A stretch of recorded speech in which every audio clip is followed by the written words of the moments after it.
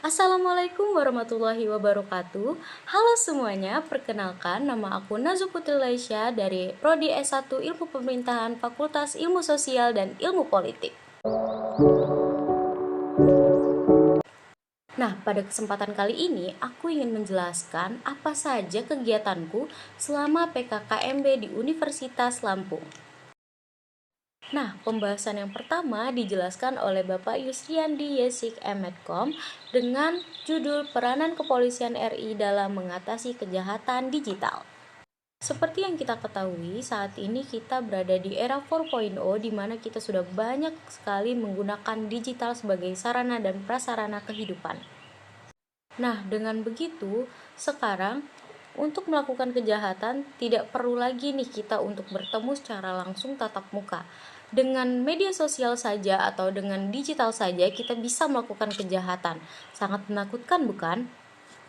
Namun kita tidak perlu khawatir lagi nih karena kita sudah memiliki undang-undang ITE yang dibuat bertujuan untuk melindungi kita dari kejahatan di media sosial. Nah, di sini dijelaskan pula apa-apa saja contoh pelanggaran hukum di media sosial, yaitu ada pornografi, pelanggaran hak cipta, penipuan online, pencemaran nama baik, penipuan kartu kredit, ilegal akses, dan judi online. Kita harus tetap berhati-hati ya teman-teman, supaya kita tidak terjerumus di dalam salah satu pelanggaran hukum di media sosial tersebut.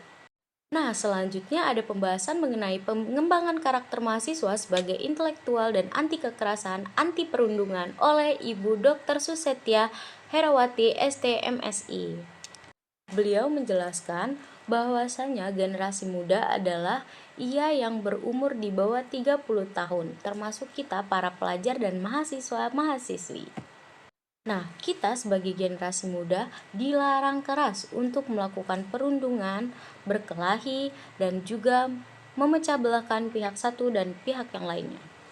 Menjadi generasi muda, kita memerlukan etika dan kesopanan, di mana kita harus berbuat baik sesama manusia, dan juga kita harus menjunjung tinggi kesopanan kepada yang lebih tua maupun yang lebih muda. Dan jangan lupakan toleransi, sesuai dengan semboyan kita, Bhinneka Tunggal Ika. Berbeda-beda tapi tetap satu jua. Nah, pembahasan yang ketiga yaitu pengembangan karakter mahasiswa dalam perspektif agama yang disampaikan oleh Profesor Dr. K. Haji Said Akil Siroj MA. Nah, di sini dijelaskan bahwasanya peranan agama juga tak kalah penting untuk mengembangkan karakter-karakter mahasiswa, mana agama merupakan sebuah pondasi utama di kehidupan kita, yang mana akan menuntun kita ke jalan kebaikan. Kegiatan selanjutnya dilakukan pula sesi tanya jawab oleh mahasiswa, mahasiswi, dan juga pemateri. Masuk ke hari kedua, di mana kita mendapatkan materi oleh Profesor Dr. Haryandi, SHMS, dengan pembahasan Merdeka Belajar Kampus Merdeka. Visi Indonesia sendiri yaitu berdaulat, maju, adil, dan makmur. Visi ini memiliki 4 pilar yaitu 1. Pembangunan manusia serta penguasaan ilmu pengetahuan dan teknologi. Yang kedua, pembangunan ekonomi dan berkelanjutan. 3. Pemerataan pembangunan. 4. Penetapan ketahanan nasional dan tata tertib kelola pemerintahan.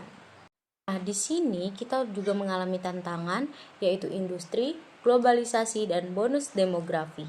Beliau menjelaskan bahwa tujuan Merdeka Belajar Kampus Belajar yaitu mendorong proses pembelajaran mahasiswa yang semakin otonom dan fleksibel, menciptakan kultur belajar yang inovatif, tidak mengekang sesuai dengan kebutuhan mahasiswa. Lanjut ke materi yang kedua, yaitu kesadaran lingkungan hidup, manajemen risiko, dan kampus sehat yang disampaikan oleh Profesor Dr. Asep Sukohar, SKED, MKes, SPKKLP. Nah, di sini beliau menjelaskan mengenai permasalahan-permasalahan lingkungan, baik itu alam, buatan, maupun sosial. Nah, di sini dijelaskan pula bahwa Unila telah melakukan upaya kampus sehat, yaitu dengan cara membuat zero tolerance areas atau kawasan dilarang merokok, dilarang penggunaan obat, dilarang berjudi, bullying, kekerasan, maupun seksual harassment. Selanjutnya ada Profesor Dr. Yulianto, MSI, yang membahas mengenai etika dan norma kehidupan kampus. Menjelaskan bahwasanya mahasiswa adalah sosok yang akan meneruskan langkah sukses di masa depan untuk menjadi penerus cita-cita bangsa. Kita harus menjadi mahasiswa yang ideal, yaitu mampu berpikir positif terhadap sesuatu dan harus mampu menyeimbangkan antara sisi akademik, organisasi, dan tugas. Pemateri kali ini juga menjelaskan 4 tipe karakter mahasiswa yang ada di perkuliahan nih. Tipe pertama, mahasiswa oriented, di mana mahasiswa ini kurang suka bergaul dan lebih suka belajar. Yang kedua, tipe mahasiswa organization oriental, di mana mahasiswa ini sering sekali lupa dengan tugas utamanya sebagai mahasiswa. Yang ketiga, tipe mahasiswa studi and organization oriental, di mana belajar dan organisasinya itu seimbang. Dan tipe keempat adalah tipe mahasiswa yang hanya suka bermain-main. Nah, kalian tipe yang mana nih? Nah, setelah pembahasan materi selesai, dilanjutkan dengan sesi tanya jawab. Lalu, kegiatan dilanjutkan dengan pengenalan organisasi-organisasi yang ada di Universitas Lampung, seperti UKM keagamaan, UKM kegiatan sosial, ada juga UKM radio, dan lain-lain. MB hari ketiga, di mana seluruh mahasiswa Universitas Lampung melaksanakannya secara offline di fakultas masing-masing. Karena aku Fakultas Ilmu Sosial dan Ilmu Politik, tentu saja aku dan teman-temanku melaksanakannya di gedung Fakultas Ilmu Sosial dan Ilmu Politik. Nah, materi pertama adalah pembelajaran di perguruan tinggi di era 4.0 dan plagiarisme. Pada materi ini dijelaskan bahwasanya sekarang Unila telah melakukan perubahan terhadap sistem pembelajaran, yaitu secara hybrid nih. Namun berbeda dari sistem sebelumnya yang hanya sebatas tatap layar dan tidak tahu apa yang terjadi di balik layar, Unila telah merubah 100% inovasi terbaru menggunakan teknologi, yaitu dengan mendeteksi apa yang terjadi di balik kamera mahasiswa sehingga tidak ada lagi nih kejadian mahasiswa yang menonaktifkan kameranya untuk melakukan kegiatan lain di luar pembelajaran. Materi kedua adalah sistem perkuliahan dan pembimbingan akademik. Pada materi ini membahas mengenai peraturan akademik yang mana dijelaskan oleh narasumber beberapa poin penting seperti awal mulanya tahun akademik, yaitu di bulan Agustus yang terdiri dari 2 semester dilaksanakan selama 14 minggu. Nah, di sini juga dijelaskan mengenai sistem pembelajaran di Unila tentang bagaimana dan apa itu KRS dan SKS. Ada juga mengenai peraturan untuk bisa ikut UAS serta penjelasan mengenai uang UKT atau uang kuliah tunggal. Materi ketiga yaitu sarana dan prasarana perkuliahan. Di era milenial ini, FISIP tak kalah semangat nih untuk mengikuti perkembangan zaman, di mana FISIP Unila baru saja membentuk food court yang sangat nyaman bagi para mahasiswa, di mana food court ini mengambil nuansa bak food court yang ada di marketplace atau mall pada umumnya. Di sini, sontak membuat antusias para mahasiswa FISIP yang tidak sabar ingin merasakan nuansa tersebut. Materi keempat, yaitu hak dan kewajiban mahasiswa.